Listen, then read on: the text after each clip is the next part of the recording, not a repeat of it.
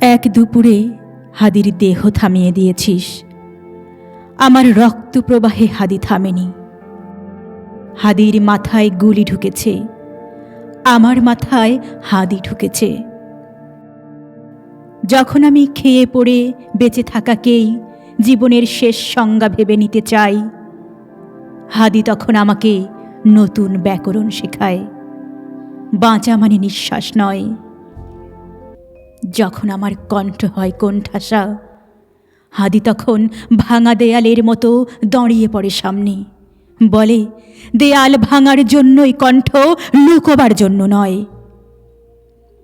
যখন শব্দরা ভয়ে ছোট হয়ে আসে আর বাক্যগুলো মাথা নিচু করে হাঁটে, হাদি তখন আমার জিহ্বায় আগুন জ্বালায়, হৃদয়ে সাহস জাগায়। যখন আমার অস্তিত্ব প্রশ্নের মুখে, যখন চারপাশ আপোষের নিরাপদ চেয়ারে বসে, হাদি তখন আমার স্বাধীনতার প্রতিচ্ছবি হয়ে ওঠে। আমি হাঁটি, পায়ের তলায় হাদির পদচিহ্ন। আমি থামি, পিঠের মাঝখানে হাদির হাত। আমি ভয় পাই, হাদি তখন ভয়টাকে চোখে চোখ রেখে দাঁড়ায়।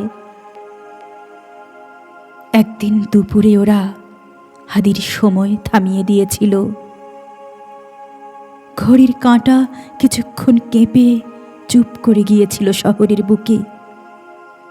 কিন্তু ওরা জানতো না, হাদি ঢুকে যাবে গোটা প্রজন্মের মস্তিষ্কের স্নায়ুকোষে। ওরা ভেবেছিল গুলিতেই হবে হাদি শেষ।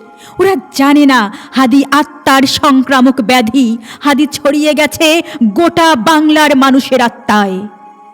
হাদি ছড়িয়ে গেছে গোটা বাংলার মানুষের আত্মায়।